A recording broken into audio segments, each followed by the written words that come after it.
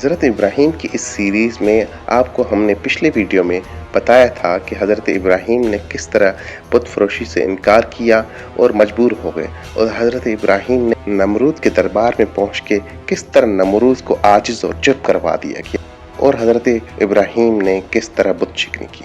और आज की इस वीडियो में हम हज़रत इब्राहीम की गिरफ्तारी के बारे में जो वाक़यात पेश आए उसका जिक्र करेंगे। हज़रत इब्राहीम अलैहिस्सलाम बुत शिकनी के बाद अपने घर को वापस चले गए। फिर रात गुजरने के बाद सुबह को जब नमरूद के हामियों की वापसी हुई तो उन्होंने अपने बुत खाने में हशर का मंजर देखा। उनके खुदाओं के हशर व नशर ने उनके पैरों तलों से जमीन निकाल दी, उनके हाथों के तोते उड़ा दिए, वो हक्का बक्का रह गए। आपस में चीमगोइयां करने लगे और फैसला हुआ कि इस वाक़े की तफसीलात से पहले नमरूद को आगाह करना चाहिए। चुनाचे उन्होंने ऐसा ही किया। उसकी बारगाह में लोग हाजिर हुए और उन्होंने सारा वाक़या बयान किया।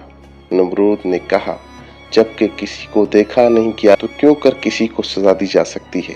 तो उन लोगों ने मिलकर कहा कि इब्राहीम को हमने ये कहते हुए सुना है कि खुदा की कसम मैं तुम्हारे बुतों का हशर कर दूंगा। नमरूद से कहा कि ये काम सिर्फ इब्राहीम का है। नमरूद ने कहा कि मैं सिर्फ तुम्हारे कहने पर सजा ना दूंगा, जरूरत है कि उसको गिरफ्तार करके बरसरेआम लाया जाए।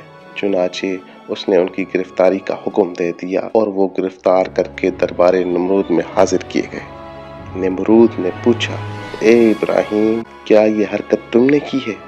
हजरत इब्राहीम ने फरमाया कि उनमें से जो सबसे बड़ा है वो मौजूद है, तुम उससे क्यों नहीं पूछते? जो कुछ हुआ सब उसकी आंखों के सामने हुआ, उससे पूछो। अगर ये बोल सके और बताए, और अगर कुछ न बताए तो समझ लो यही मुजरिम है, क्योंकि तेशा उसी के गले में है। और अगर ये बोल नहीं सकता और वो बताने से मजबूर है तो समझ लो ये लाशा है, उसका वजूद व अदम बराबर है।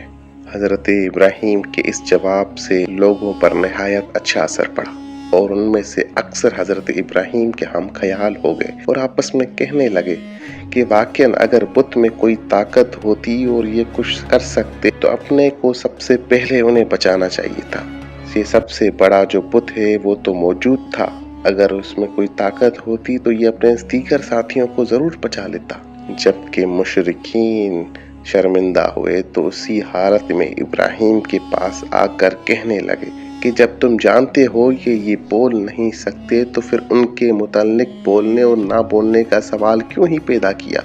तुम्हारा ये सवाल बिल्कुल गलत है। हज़रत इब्राहीम ने ये सुनकर फरमाया, क्या तुम उनकी इबादत करते हो जो तुमको ना नफा दे सकते हैं और ना नुकसान? तुफ है तुम लोगों पर, तुम खुदा को छोड़कर लामाने सूरतों की पूजा करते हो।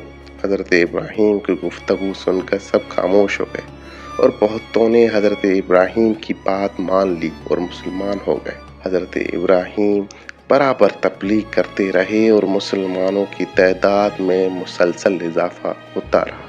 नमरूद को जब उनकी तबलीग का जोर और शोर मालूम हुआ था तो उसने ये ख्याल करते हुए उनकी तबलीग से निज़ाम सल्तनत ही तरम भरम न हो जाए बल्कि उसकी खुदाई के खतरे में न पड़ जाए, उनकी गिरफ्तारी का फैसला कर लिया और उन्हें कैद खाने में बंद कर दिया गया।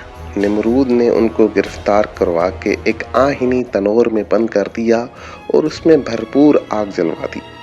काफी देर के बाद जब उन्हें बरामद किया गया तो क्या देखते हैं कि वो जैसे के तैसे थे, यानी उन्हें कोई नुकसान ना पहुंचा। नमरूद ने हुक्म दिया कि उन्हें कैद खाने में बंद कर दिया जाए और उनको ख़त्म करने के लिए हल तलाश किया जाए। रिवायतों में है कि उनको 40 यौम और कुछ रिवायतों में है कि उनको 7 साल कैद रखा गया और उसी दौरान उन्हें नज़र आतिश करने का भी फैसला किया गया। नमरूद ने कोसा के मकाम पर जो कूफा में मौजूद है एक 4 दीवारी तैयार करवाई जिसकी लंबाई 4 फरसक और चौड़ाई 4 फरसक थी। उसकी बुलंदी 100 गज थी। एक और रिवायत में मौजूद है कि उसकी लंबाई 60 गज थी और चौड़ाई 40 गज और बुलंदी 20 गज थी। जब 4 दीवारी मुकम्मल हो गई तो उसने हुक्म दिया कि उसे अच्छी तरह जलाने के लिए लकड़ियों से भर दिया जाए। चुनाचे उसे लकड़ियों से भर दिया गया। एक रिवायत में ये है कि ये 4 दीवारी 1 माह में भर दी गई اور اس میں جلنے والا روغن ڈالا گیا۔ اس کے بعد اس میں آگ لگائی گئی اور چاروں طرف ایک بھیانک قسم کی آگ جلنے لگی۔ جب اس کے چھولے بھڑکے تو آگ نے یہ عالم پیدا کر دیا کہ کوئی اس کے قریب نہ جا سکتا تھا۔